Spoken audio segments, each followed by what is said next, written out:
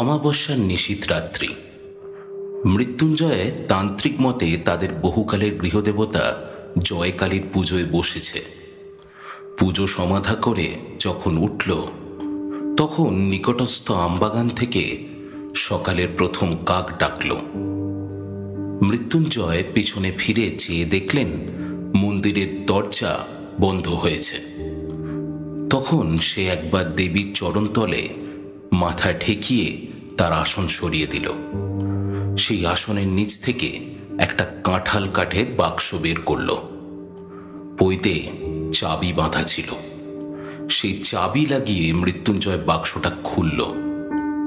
খোলা মাত্রই চমকে উঠে মাথায় করাঘাত করল। মৃত্যুঞ্জয়ের অন্দরের বাগান পাঁচিল দিয়ে ঘেরা। সেই বাগানের এক প্রান্তে বড় বড় গাছের ছায়ায় অন্ধকারে এই ছোট্ট মন্দিরখানি। মন্দিরে জয়কালীর মূর্তি ছাড়া আর কিন্তু কিচ্ছু নেই। তার প্রবেশদ্বার একটি মাত্র। মৃত্যুঞ্জয় বাক্সটি নিয়ে অনেকক্ষণ নাড়াচাড়া করে দেখল। মৃত্যুঞ্জয় বাক্সটা খুলবার আগে তা বন্ধই ছিল, কেউ তা ভাঙেনি। মৃত্যুঞ্জয় 10 বার করে প্রতিমার চারদিকে ঘুরে হাতড়িয়ে দেখল, কিন্তু কিচ্ছু পেল না। পাগলের মতো হয়ে মন্দিরের দ্বার সে খুলে ফেলল। তখন ভোরের আলো ফুটছে। মন্দিরের চারদিকে মৃত্যুঞ্জয় ঘুরে ঘুরে বৃথা আশ্বাসে খুঁজে বেড়াতে লাগল। সকালবেলার আলো যখন পরিস্ফুট হয়ে উঠল, তখন সে বাইরের চণ্ডী মণ্ডপে এসে মাথায় হাত দিয়ে বসে বসে ভাবতে লাগল। সমস্ত রাত্রি অনিদ্রার পর ক্লান্ত শরীরে একটু তন্দ্রা এসছে। এমন সময় হঠাৎ চমকে উঠে শুনল, জয় হোক বাবা। সামনের উঠোনে এক জটা জুটোধারী সন্ন্যাসী। মৃত্যুঞ্জয় ভক্তি ভরে তাকে প্রণাম করল। সন্ন্যাসী তার মাথায় হাত দিয়ে আশীর্বাদ করে বললেন, বাবা, তুমি মনের মধ্যে বৃথা শোক করছো। শুনে মৃত্যুঞ্জয় আশ্চর্য হয়ে উঠল। বলল, আপনি অন্তর্যামী, নইলে আমার শোক কেমন করে বুঝলেন? আমি তো কাউকে কখনো কিছু বলিনি। বৎস, আমি বলছি তোমার যা হারিয়েছে সেজন্য তুমি আনন্দ করো, শোক করো না। মৃত্যুঞ্জয় তার 2 পা জড়িয়ে ধরে বলল, তবে তো আপনি সবটাই জেনেছেন। কেমন করে হারিয়েছে, কোথায় গেলে ফিরে পাবো, এটা না বললে আমি আপনার পা ছাড়ব না। দেখো, আমি যদি তোমার অমঙ্গল কামনা করতাম তবে অবশ্যই বলতাম, কিন্তু ভগবতী দয়া করে যা হরণ করেছেন সেজন্য শোক করো না। মৃত্যুঞ্জয় সন্ন্যাসীকে প্রসন্ন করবার জন্য সমস্ত দিন বিবিধ উপাচারে তার সেবা করল। পরদিন সকালে নিজের গোয়াল থেকে লোটা ভরে দুধ নিয়ে এসে দেখল সন্ন্যাসী আর নেই।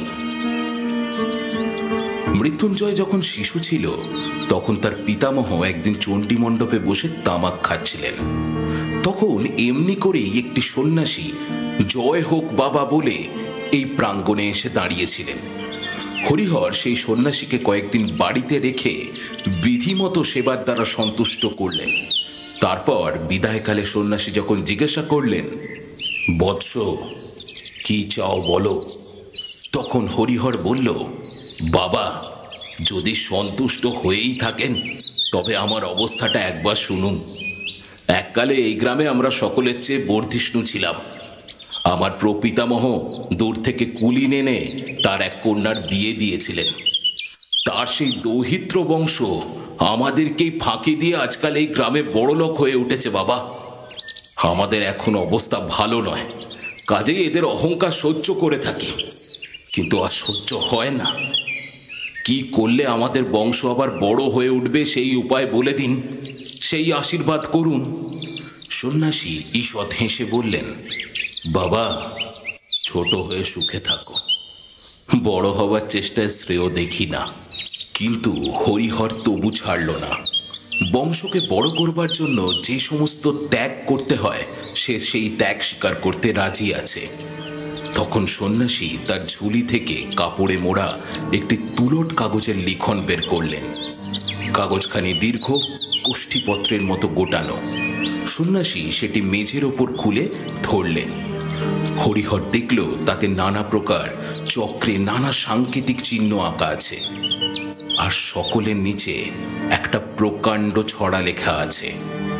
তার আরম্ভটা এই রকম: পায়ে ধরে সাধা, রা নাহি দেয় রাধা, শেষে দিল রা, পাগল ছাড়ো পা, তেঁতুল বটের কোলে, দক্ষিণে যাও চলে, ঈশান কোণে ঈশানী, কোহে দিলাম নিশানী, ইত্যাদি। হরিহর বলল, বাবা, কিছুই তো বুঝলাম না।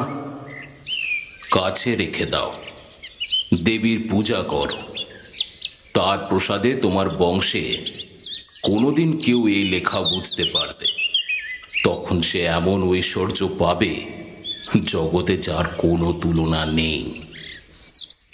বাবা, আপনি কি বুঝিয়ে দেবেন না? না, সাধনা করেই বুঝতে হবে। এমন সময় হরিহরের ছোট ভাই শঙ্কর এসে উপস্থিত হলো। তাকে দেখে হরিহর তাড়াতাড়ি কাগজখানা লুকোবার চেষ্টা করল। সন্ন্যাসী হেসে বললেন, বড় হবার পথের দুঃখ এখন থেকেই শুরু হলো, কিন্তু গোপন করবার কোনো দরকার নেই। কারণ এর রহস্য কেবল একজনই ভেদ করতে পারবে। হাজার চেষ্টা করলেও আর কেউ তা পারবে না। তোমাদের মধ্যে যে সেই লোকটি কে তা তো কেউ জানে না। অতএব এটা সকলের সামনেই নির্ভয়ে খুলে দেখাতে পারো। সন্ন্যাসী চলে গেলেন, কিন্তু হরিহর এই কাগজটি লুকিয়ে না রেখে পারল না। পাছে আর কেউ জানতে পারে এবং সেখান থেকে লাভবান হয়, পাছে তার ছোট ভাই শঙ্কর এর ফল ভোগ করতে পারে। এই আশঙ্কায় হরিহর এই কাগজটা একটা কাঁঠাল কাঠের বাক্সে বন্ধ করে তাদের গৃহদেবতা জয়কালীর আসনতলে লুকিয়ে রাখল। প্রত্যেক অমাবস্যায় গভীর রাতে দেবীর পুজো সেরে সে একবার করে সেই কাগজটি খুলে দেখত। যদি দেবী প্রসন্ন হয়ে তাকে অর্থ বোঝবার শক্তি দেন। এদিকে শঙ্কর কিছুদিন ধরেই হরিহরকে মিনতি করতে লাগলো, দাদা, আমাকে সেই কাগজটা একবার ভালো করে দেখতে দাও না। হরিহর বলল, দূর পাগল, সে কাগজ কি আছে নাকি? বেটা ভণ্ড সন্ন্যাসী কাগজে কতগুলো হিজিবিজি কেটে আমাকে ফাঁকি দিয়ে গেল, আমি সে পুড়িয়ে দিয়েছি। শঙ্কর চুপ করে রইল। হঠাৎ একদিন শঙ্করকে ঘরে আর দেখতে পাওয়া গেল না। তারপর থেকে সে নিরুদ্দেশ। হরিহরের অন্য সমস্ত কাজকর্ম নষ্ট হল। গুপ্ত ঐশ্বর্যের ধ্যান সে এক মুহূর্তও ছাড়তে পারল না। মৃত্যুকাল উপস্থিত হলে সে তার বড় ছেলে শ্যামাপদকে এই সন্ন্যাসী দত্ত কাগজখানি দিয়ে মৃত্যুবরণ করল। এই কাগজখানি পেয়ে শ্যামাপদ চাকরি ছেড়ে দিল। জয়কালীর পুজোয় আর একান্ত মনে এই লিখন পাঠের চর্চায় তার জীবনটা যে কোন দিক দিয়ে কেটে গেল সেটা সে বুঝতেও পারল না। মৃত্যুঞ্জয় শ্যামাপদর বড় ছেলে। পিতার মৃত্যুর পর সে এই সন্ন্যাসী দত্ত গুপ্ত লিখনের অধিকারী হয়েছে। তার অবস্থা উত্তরাত্তর যতই হীন হয়ে আসতে লাগলো, ততই অধিকতর আগ্রহের সঙ্গে সে এই কাগজখানের প্রতি সমস্ত চিত্ত নিবিষ্ট করল। এমন সময় গত অমাবস্যা রাত্রে পুজোর পর লেখাখানি আর সে দেখতে পেল না। সন্ন্যাসীও কোথায় অন্তর্ধান করল। মৃত্যুঞ্জয় ভাবল, এই সন্ন্যাসীকে ছাড়া হবে না, সমস্ত সন্ধান এর কাছ থেকেই পাবে। এই বলে সে ঘর ছেড়ে সন্ন্যাসীকে খুঁজতে বের হলো। 1 বছর পথে পথেই কেটে গেল। গ্রামের নাম ধারাকুল। সেখানে মৃত্যুঞ্জয় মুদির দোকানে বসে তামাক খাচ্ছিল আর অন্যমনস্ক হয়ে নানা কথা ভাবছিল। কিছু দূরে মাঠের ধার দিয়ে একজন সন্ন্যাসী চলে গেল। প্রথমটা মৃত্যুঞ্জয়ের মনোযোগ আকৃষ্ট হলো না। একটু পরে হঠাৎ তার মনে হলো যে লোকটা গেল এই তো সেই সন্ন্যাসী। তাড়াতাড়ি হুঁকোটা রেখে মুদিকে সচকিত করে এক দৌড়ে এসে দোকান থেকে বের হয়ে গেল। কিন্তু সেই সন্ন্যাসীকে আর দেখা গেল না। তখন সন্ধে অন্ধকার হয়ে আসছে। অপরিচিত স্থানে কোথায় সে সন্ন্যাসী সন্ধান করতে যাবে তা তখনও সে ঠিক করতে পারল না। দোকানে ফিরে এসে মুদিকে জিজ্ঞাসা করল, ওই যে মস্ত বন দেখা যাচ্ছে, ওখানে কি আছে? মুদি বলল, এককালে ওই বন শহর ছিল, কিন্তু অগস্ত্যমুনির শাপে ওখানকার রাজা প্রজা সমস্তই মড়কে মরেছে। লোকে বলে ওখানে এখনো অনেক ধনরত্ন খুঁজলে পাওয়া যাবে, কিন্তু দিনে দুপুরেও কেউ ওই বনে সাহস করে যেতে পারে না, কারণ যে গেছে সে আর ফেরেনি। মৃত্যুঞ্জয়ের মন চঞ্চল হয়ে উঠল। সমস্ত রাত্রি মুদির দোকানে মাদুরের ওপর পড়ে মশার জ্বালায় সর্বাঙ্গ চাপড়াতে লাগলো। আর ওই বোনের কথা, সন্ন্যাসীর কথা, ওই হারানো লিখনের কথা সব সময় ভাবতে লাগলো। বারবার পড়ে সেই লিখনটি মৃত্যুঞ্জয়ের প্রায় কণ্ঠস্থ হয়ে গিয়েছিল। তাই এই অনিদ্রাবস্থায় কেবলই তার মাথায় ঘুরতে লাগলো, পায়ে ধরে সাধা, রাহা নাহি দেয় রাধা, শেষে দিল রা, পাগল ছাড়ো পা। মাথা গরম হয়ে উঠল। কোনো মতেই এই কটা ছত্র সে মন থেকে দূর করতে পারল না। অবশেষে ভোরবেলায় যখন তার তন্দ্রা এলো, তখন স্বপ্নে এই 4 ছত্রের অর্থ অতি সহজেই তার নিকটে প্রকাশ হলো। রা নাহি দেয় রাধা, অতএব রাধার রা না থাকলে ধা থাকলো। শেষে দিল রা, অতএব হলো ধারা।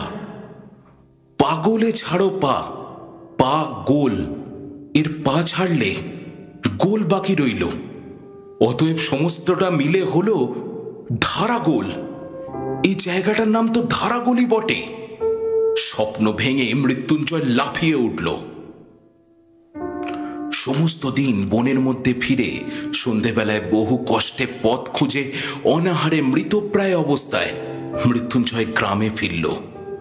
পরদিন চাদরে চিঁড়ে বেঁধে পুনর্বার সে বনের মধ্যে যাত্রা করল। দুপুরে একটা দিঘির ধারে এসে উপস্থিত হল।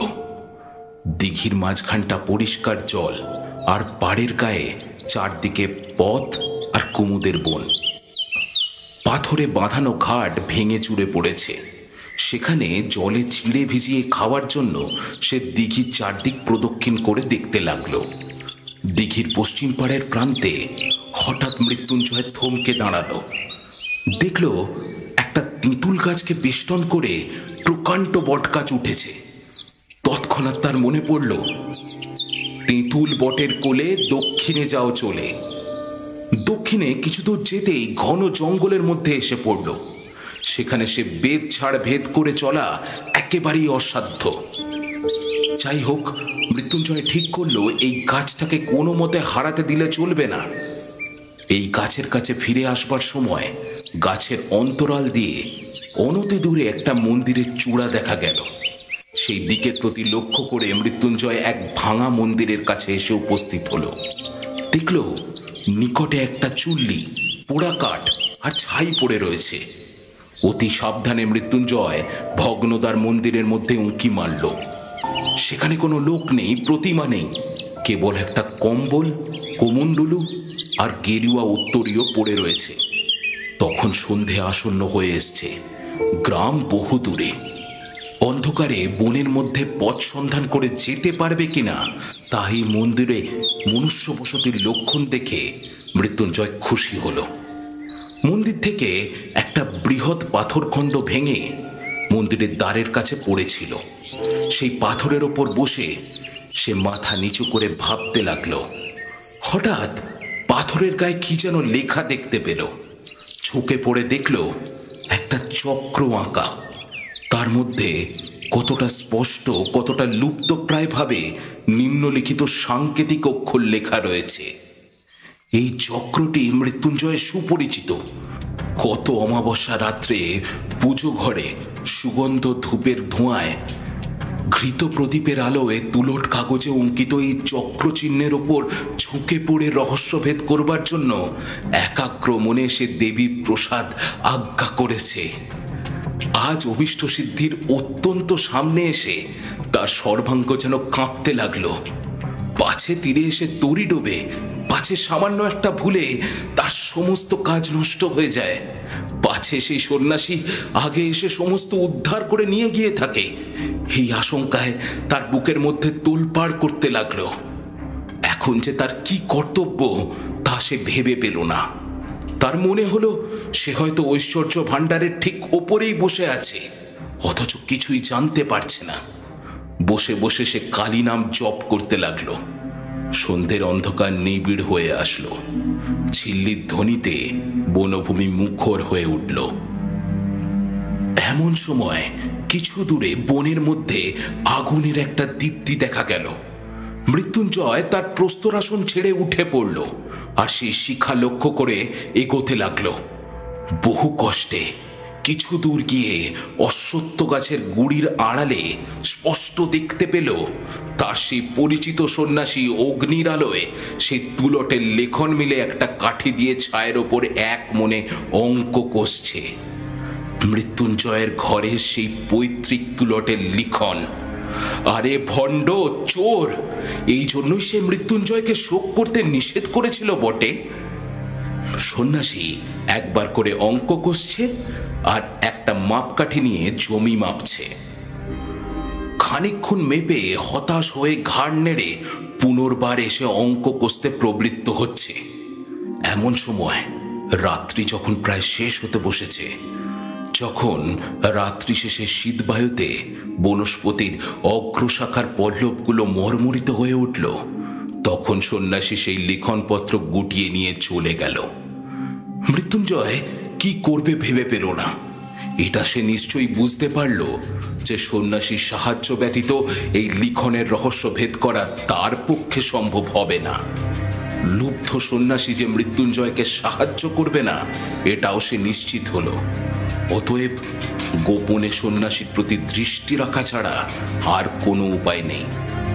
কিন্তু দিনের বেলায় গ্রামে না গেলে তার খাবার মিলবে না। অতএব অন্তত কাল সকালে একবার গ্রামে যাওয়া আবশ্যক। ভোরের দিকে অন্ধকার একটু ফিকে হওয়া মাত্রই সে গাছ থেকে নেমে পড়ল। সেখানে সন্ন্যাসী ছায়ের মধ্যে আঁক কষছিল, সেখানে ভালো করে গিয়ে দেখল। কিছুই বুঝতে পারল না। চারদিকে ঘুরে দেখল অন্য বন্যখণ্ডের সঙ্গে এর কোনোই প্রভেদ নেই।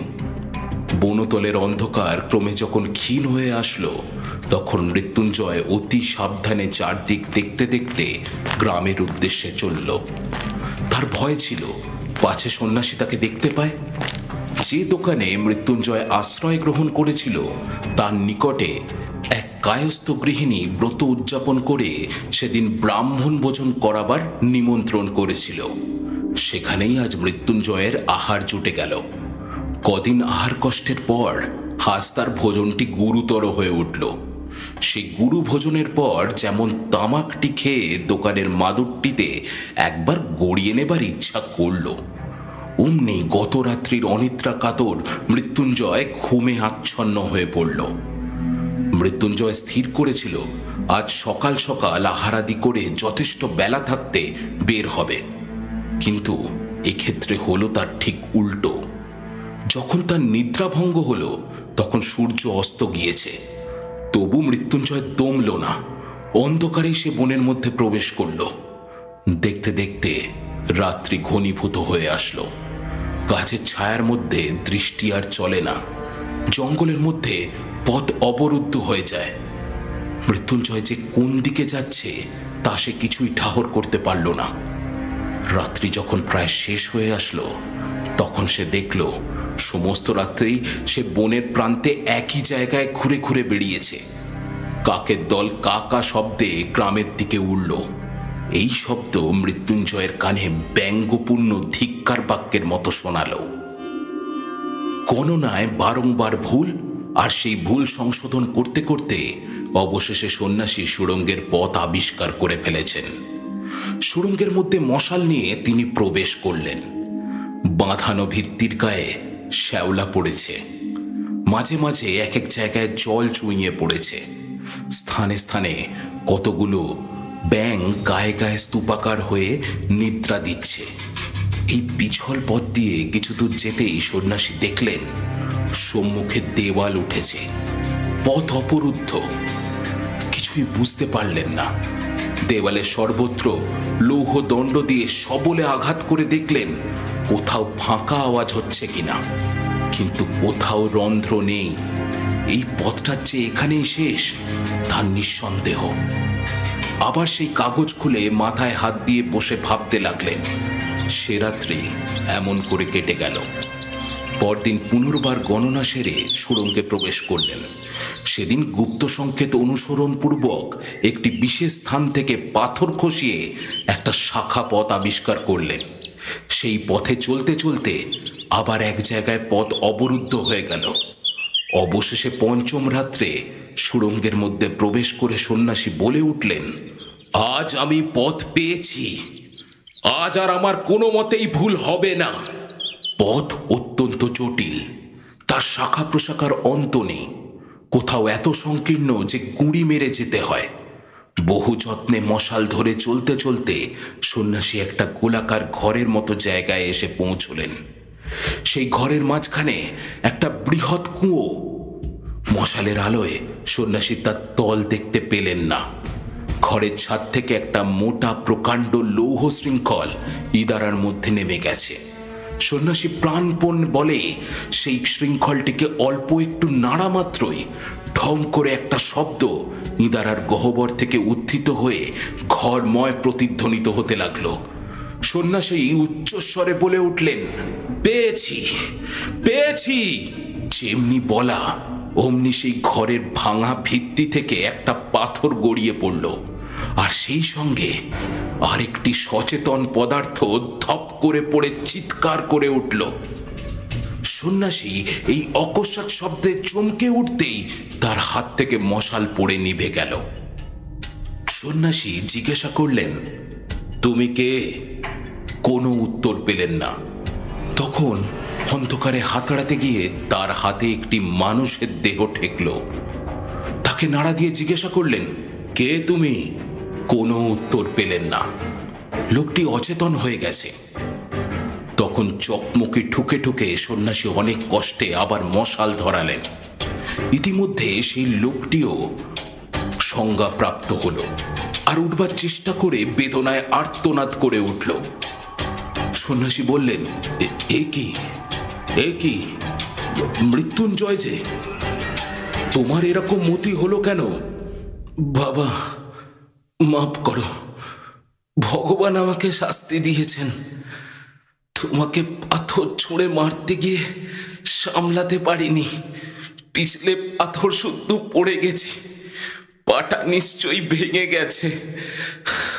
সন্ন্যাসী বললেন, আমাকে মেরে তোমার কি লাভ হতো? মৃত্যুঞ্জয় বলল, লাভ? লাভের কথা তুমি জিজ্ঞাসা করছো? তুমি কিসের লোভে আমার পূজা ঘর থেকে ওই লেখাখানি চুরি করে এই সুড়ঙ্গের মধ্যে ঘুরে বেড়াচ্ছ? হ্যাঁ, তুমি চোর, তুমি ভণ্ড।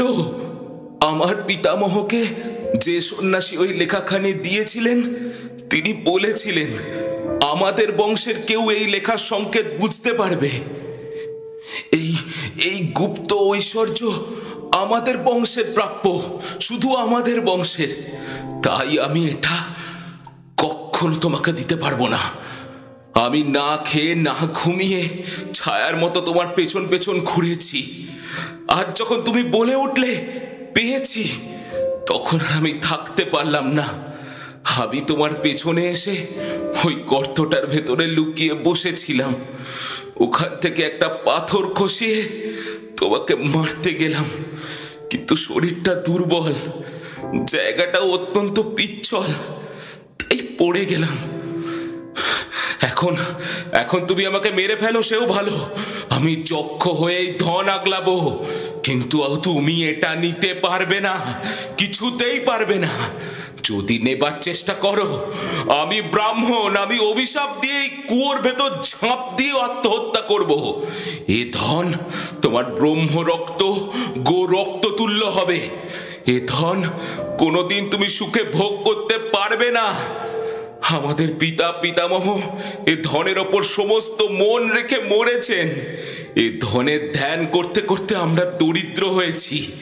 এই ধনের সন্ধানে আমি বাড়িতে অনাথা স্ত্রী শিশু সন্তান ফেলে খাওয়া দাওয়া ত্যাগ করে লক্ষ্মী ছাড়া পাগলের মতো মাঠে ঘাটে ঘুরে বেরিয়েছি। এ ধন তুমি আমার চোখের সামনে কখনো নিতে পারবে না, কখনো না। সন্ন্যাসী বললেন, মৃত্যুঞ্জয়, তবে শোনো, সমস্ত কথাই তোমাকে বলি। তুমি জানো তোমার পিতামহের এক কনিষ্ঠ সহোদর ছিল, তার নাম ছিল শঙ্কর। হ্যাঁ, তিনি নিরুদ্দেশ হয়ে অনেকদিন আগেই বেরিয়ে গেছেন। আমি সেই শঙ্কর। মৃত্যুঞ্জয় হতাশ হয়ে দীর্ঘ নিঃশ্বাস ফেলল। এতক্ষণে গুপ্তধনের ওপর তার যে একমাত্র দাবি সে সাব্যস্ত করে বসেছিল, তারই বংশের আত্মীয় এসে সে দাবি নষ্ট করে দিল। দাদা সন্ন্যাসীর কাছ থেকে লেখা পেয়ে অবধি আমার কাছে তা বিবিধ মতে লুকোবার চেষ্টা করছিলেন। তিনি যতই গোপন করতে লাগলেন, আমার ঔৎসুক্য ততই বেড়ে উঠল। তিনি দেবীর আসনের নিচে বাক্সের মধ্যে ওই লেখাখানি লুকিয়ে রেখেছিলেন। আমি তার সন্ধান পেলাম, আর দ্বিতীয় চাবি নকল করে প্রতিদিন অল্প অল্প করে সমস্ত কাগজখানার নকল করতে লাগলাম। যেদিন নকল শেষ হলো, সেদিন আমি এই ধনের সন্ধানে ঘর ছেড়ে বের হলাম। আমার ঘরে অনাথা স্ত্রী এবং একটি শিশু সন্তান ছিল। আজ তারা কেউ বেঁচে নেই। কত দেশ দেশান্তরে ভ্রমণ করেছি, তা বিস্তারিত বর্ণনার প্রয়োজন নেই। সন্ন্যাসী দত্ত এই লেখা নিশ্চয়ই কোনো সন্ন্যাসী আমাকে বুঝিয়ে দিতে পারবেন, এই মনে করে অনেক সন্ন্যাসীর আমি সেবাও করেছি। অনেক ভণ্ড সন্ন্যাসী আমার ওই কাগজের সন্ধান পেয়ে সেটা হরণ করবার চেষ্টাও করেছে। এভাবে কত বছরের পর বছর কেটেছে। আমার মনে এক মুহূর্তের জন্য সুখ ছিল না, শান্তি ছিল না। অবশেষে পূর্বজন্মার্জিত পুণ্যের বলে কুমায়ুন পর্বতে বাবা স্বরূপানন্দ স্বামীর সঙ্গ পেলাম। তিনি আমাকে বললেন, তৃষ্ণা দূর করো বাবা, তাহলেই বিশ্বব্যাপী অক্ষয় সম্পদ তোমাকে এমনি ধরা দেবে। তিনি আমার মনের জ্বালা জুড়িয়ে দিলেন। তার প্রসাদে আকাশের আলো আর ধরণীর শ্যামলতা আমার কাছে রাজ সম্পদ হয়ে উঠল। একদিন পর্বতের শিলাতলে শীতল সায়ান্নে পরমহংস বাবার ধ্বনিতে আগুন জ্বলছিল। সেই আগুনে আমার কাগজখানা আমি সমর্পণ করলাম। বাবা ঈষৎ একটু হেসেছিলেন। সে হাসির অর্থ তখন বুঝিনি, আজ বুঝেছি। তিনি নিশ্চয়ই মনে মনে বলেছিলেন, কাগজখানা ছাই করে ফেলা সহজ, কিন্তু বাসনা এত সহজে ভস্মসাৎ হয় না। কাগজখানার যখন কোনো চিহ্ন রইল না, তখন আমার মনের চারদিক থেকে একটা নাগপাশ বন্ধন যেন সম্পূর্ণভাবে খুলে গেল। মুক্তির অপূর্ব আনন্দে আমার চিত্ত পরিপূর্ণ হয়ে উঠল। আমি মনে করলাম, এখন থেকে আমার আর কোনো ভয় নেই। এ জগতে আমি কিচ্ছু চাই না। এর অনতিকাল পরে পরমহংস বাবার সঙ্গ থেকে চ্যুত হলাম। তাকে অনেক খুঁজেছিলাম, কিন্তু কোথাও তার দেখা পাইনি। আমি তখন সন্ন্যাসী হয়ে নিরাসক্ত চিত্তে ঘুরে বেড়াতে লাগলাম। অনেক বছর কেটে গেল, সেই লেখার কথা প্রায় ভুলেই গেলাম। এমন সময় একদিন এই ধারাগোলের বনের মধ্যে প্রবেশ করে একটা ভাঙা মন্দিরের মধ্যে আশ্রয় নিলাম। দু একদিন থাকতে থাকতে দেখলাম মন্দিরের ভিত্তিস্থানে বিভিন্ন প্রকার চিহ্ন আঁকা আছে। এই চিহ্নগুলো আমার পূর্ব পরিচিত। এতকাল বহুদিন যার সন্ধানে ফিরেছিলাম, তার যে নাগাল পাওয়া যাচ্ছে, সেটাতে আমার মনে কোনো সন্দেহ রইল না। আমি ভাবলাম, এখানে আর থাকা হবে না, এ বন ছেড়ে চললাম। কিন্তু ছেড়ে যাওয়া আর হলো না। মনে হলো, দেখাই যাক না কি আছে। কৌতূহল একেবারে নিবৃত্ত করে যাওয়াই ভালো।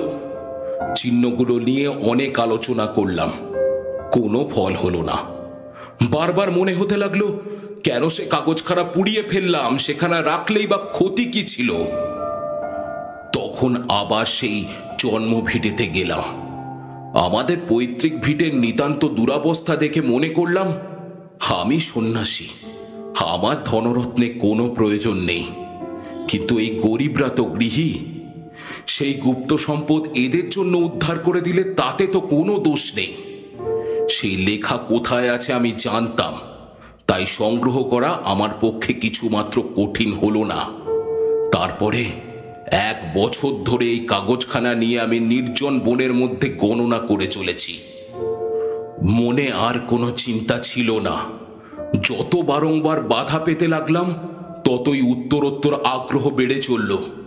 উন্মত্তের মতো অহোরাত্র এই এক অধ্যাবসায়ে নিবিষ্ট রইলাম।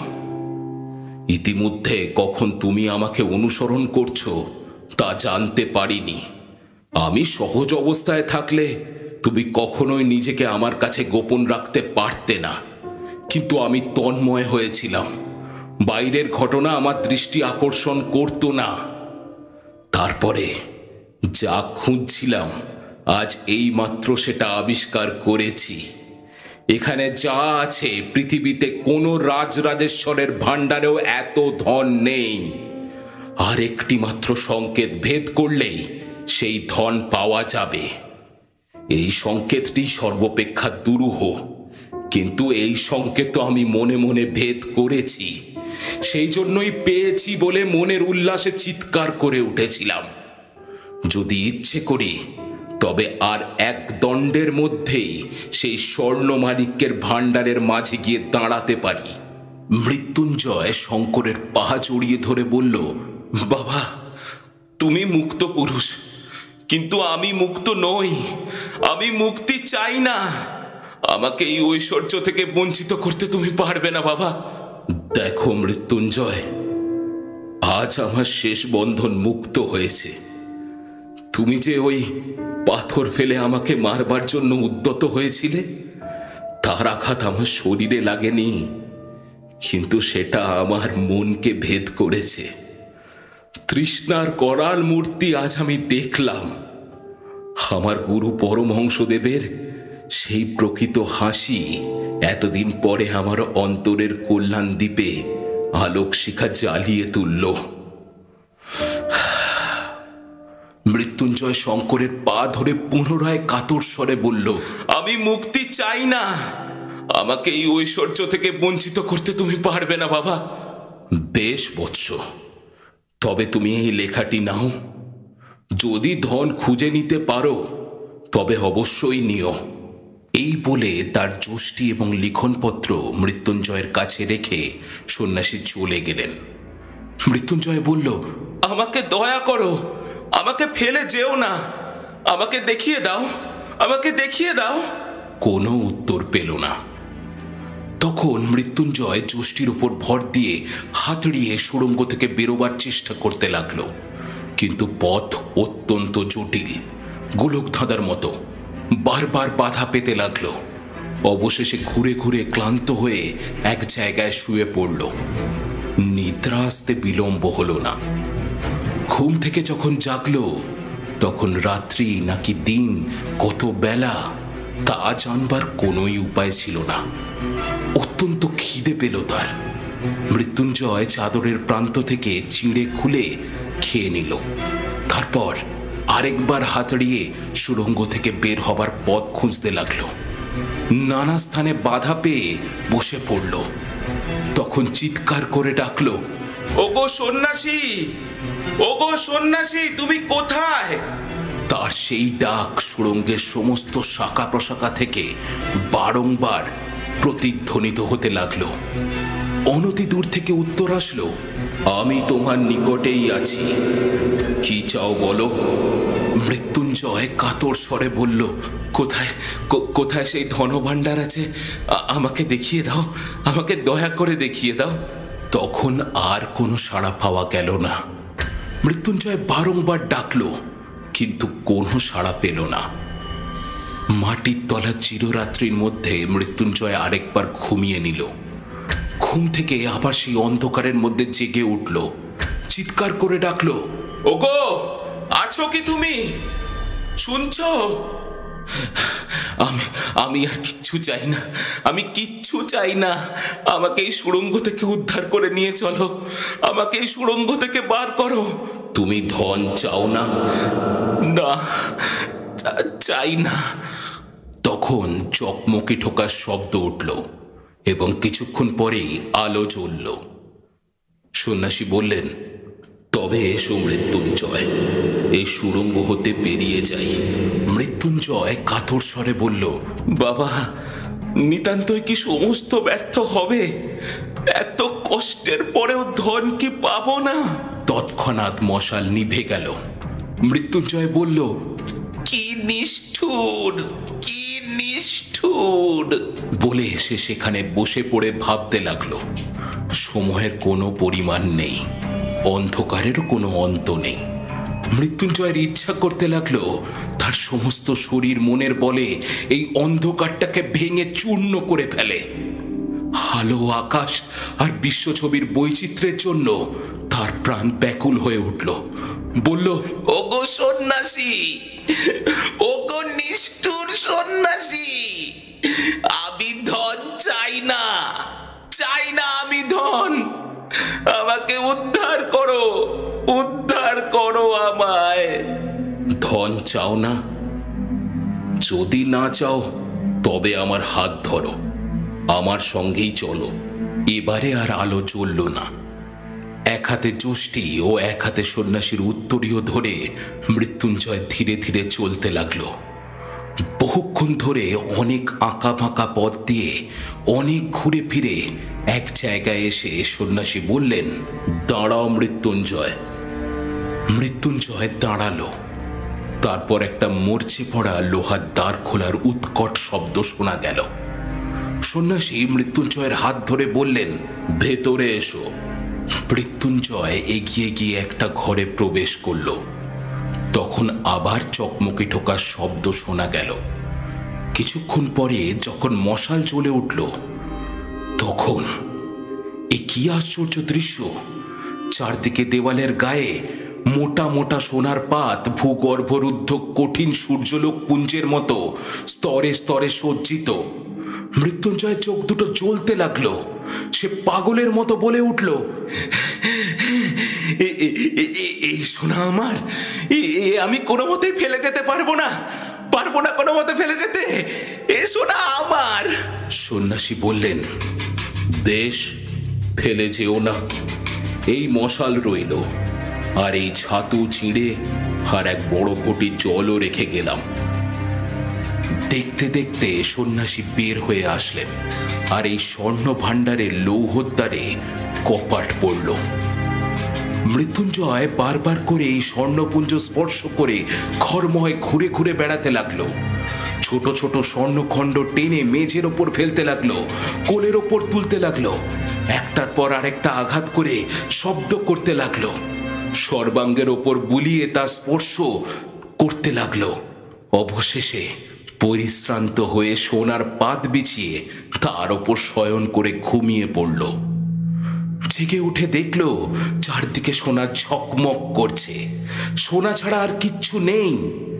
মৃত্যুঞ্জয় ভাবতে লাগলো, পৃথিবীর উপরে হয়তো এতক্ষণে প্রভাত হয়েছে, সমস্ত জীবজন্তু আনন্দে জেগে উঠেছে।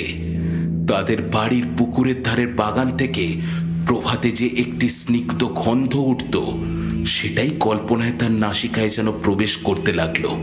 সে যেন স্পষ্ট চোখে দেখতে পেল পাতি হাঁসগুলো দুলতে দুলতে কলরব করতে করতে সকালবেলায় পুকুরের জলের মধ্যে এসে পড়ছে, আর বাড়ির ঝি বামা কোমরে কাপড় চড়িয়ে ডান হাতের ওপর এক রাশি পিতল কাঁসার থালা বাটি নিয়ে ঘাটে এনে উপস্থিত করছে। মৃত্যুঞ্জয় দ্বারে আঘাত করে ডাকতে লাগলো, ওগো সন্ন্যাসী ঠাকুর, সন্ন্যাসী ঠাকুর, আছো? দ্বার খুলে গেল। সন্ন্যাসী বললেন, বলো কি চাও? আমি বাইরে যেতে চাই, আমি বাইরে যেতে চাই, আমি বাইরে যেতে চাই, কিন্তু কিন্তু সঙ্গে এই সোনার দুটো একটা পাতও কি নিয়ে যেতে পারবো না? হ্যাঁ, দুটো একটা পাত? সন্ন্যাসী তার কোনো উত্তর না দিয়ে নতুন মশাল জ্বাললেন, পূর্ণ কমণ্ডলু একটি রাখলেন আর উত্তরীয় থেকে কয়েক মুঠো ছিঁড়ে মেঝের ওপর রেখে বের হয়ে গেলেন। দ্বার বন্ধ হয়ে গেল। মৃত্যুঞ্জয় পাতলা একটা সোনার পাত নিয়ে তাকে দুমড়ে মুচড়ে খণ্ড খণ্ড করে ভেঙে ফেলল। সেই খণ্ড সোনাগুলোকে নিয়ে ঘরের চারদিকে লোহা খণ্ডের মতো ছড়াতে লাগলো। কখনো বা দাঁত দিয়ে কেটে সোনার পাতের উপর দাগ করে দিল, কখনো বা একটা সোনার পাত মাটিতে ফেলে তার উপর বারংবার পা দিয়ে আঘাত করতে লাগলো। মনে মনে বলতে লাগলো, পৃথিবীতে এমন সম্রাট কয়জন আছে যারা সোনা নিয়ে এমন করে ফেলা ছাড়া করতে পারে? মৃত্যুঞ্জয়ের যেন একটা প্রলয়ের রোগ চেপে গেল। তার ইচ্ছা করতে লাগলো এই রাশিকৃত সোনাকে চূর্ণ করে ধুলোর মতো সে ঝাঁট দিয়ে উড়িয়ে ফেলে, আর এই রূপে পৃথিবীর সমস্ত সুবর্ণলুব্ধ রাজা মহারাজাকে সে অবজ্ঞা করতে পারে। এমন করে যতক্ষণ পারল মৃত্যুঞ্জয় সোনাগুলোকে নিয়ে টানাটানি করে পরিশ্রান্ত দেহে ঘুমিয়ে পড়ল। ঘুম থেকে উঠে সে আবার চারদিকে সোনা স্তূপ দেখতে লাগলো। সে তখন দ্বারে আঘাত করে চিৎকার করে বলে উঠল, ওগো সন্ন্যাসী, ওগো সন্ন্যাসী, শুনতে পাচ্ছ? আমি সোনা চাই না, সোনা চাই না। কিন্তু দ্বার খুলল না। ডাকতে ডাকতে মৃত্যুঞ্জয়ের গলা ভেঙে গেল, কিন্তু দ্বার খুলল না। এক একটা সোনার পিণ্ড নিয়ে সে দ্বারের ওপর ছুঁড়ে মারতে লাগলো, কিন্তু কোনো ফল হলো না। মৃত্যুঞ্জয়ের বুক দমে গেল। তবে কি আর সন্ন্যাসী আসবে না? এই স্বর্ণ কারাগারের মধ্যে তিলে তিলে পলে পলে শুকিয়ে মরতে হবে তাকে। তখন সোনাগুলো দেখে তার আতঙ্ক হতে লাগলো। বিভীষিকার নিঃশব্দ কঠিন হাস্যের মতো ওই সোনা স্তূপ চারদিকে স্থির হয়ে আছে। তাদের মধ্যে স্পন্দন নেই, পরিবর্তন নেই।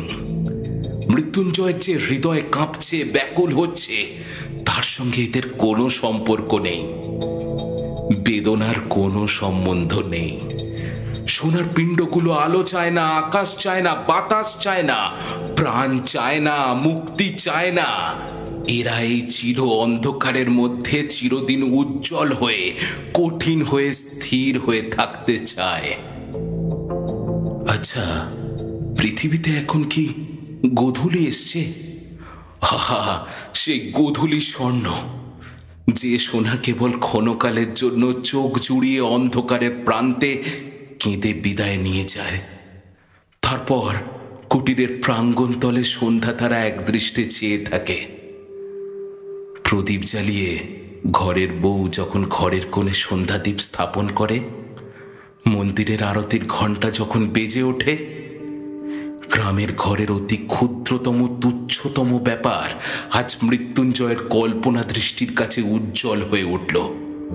তাদের সেই যে ভোলা কুকুরটা লেজে মাথায় এক হয়ে উঠোনের প্রান্তে সন্ধ্যার পর ঘুমিয়ে থাকত, সে কল্পনাও আজ তাকে ব্যথিত করতে লাগলো। ধারাগোল গ্রামে কয়দিন যে সে মুদির দোকানটিতে আশ্রয় নিয়েছিল, সেই মুদি এতক্ষণে রাত্র প্রদীপ নিভিয়ে দোকানের ঝাঁপ বন্ধ করে ধীরে ধীরে গ্রামের বাড়ি মুখে আহার করতে যাচ্ছে। এই কথা স্মরণ করে তার মনে হতে লাগলো, মুদি না জানি কি সুখেই আছে। আজ কি বার কে জানে?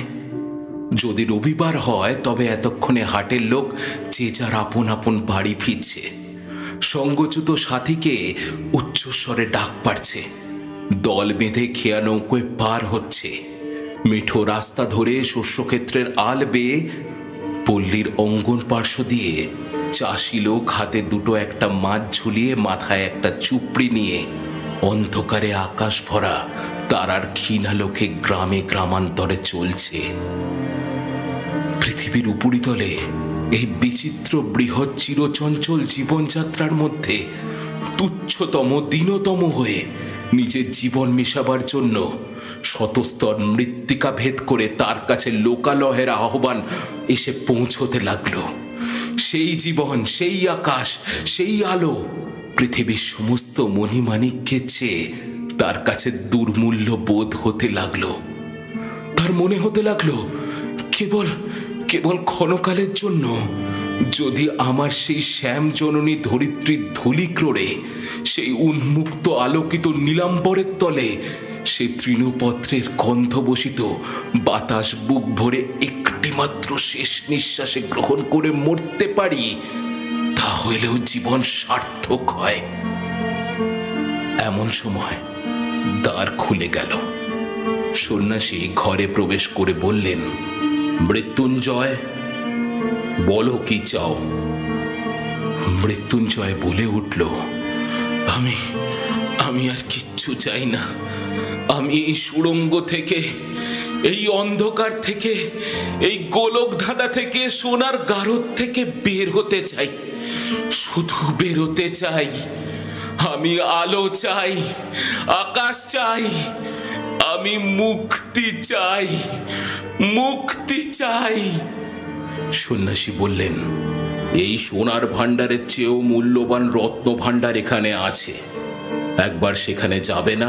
না না না না না, আমি যাব না, আমি যাব না।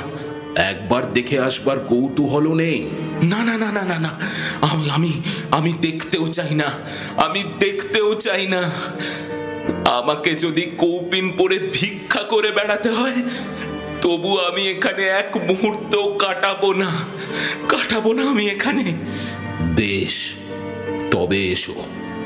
মৃত্যুঞ্জয়ের হাত ধরে সন্ন্যাসী তাকে গভীর কূপের সম্মুখে নিয়ে গেলেন। তার হাতে সেই লিখন পত্রখানা দিয়ে বললেন, এটা নিয়ে এখন তুমি কি করবে মৃত্যুঞ্জয়? মৃত্যুঞ্জয় সেই লিখন পত্রখানি টুকরো টুকরো করে ছিঁড়ে কুয়োর মধ্যে নিক্ষেপ করল।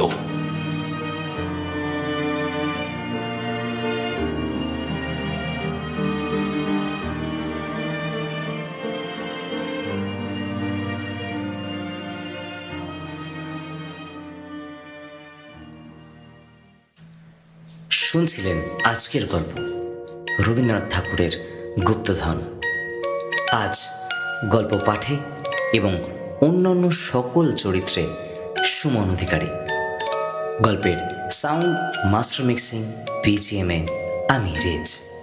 গল্পের পোস্টার ডিজাইনিং আমি রেজ। শব্দগ্রহণে ঋষিকেশ মণ্ডল এবং নেহা মজুমদার। টিম ম্যানেজমেন্টে ঋষিকেশ মণ্ডল। শেষ হলো আজকের পরিবেশনা।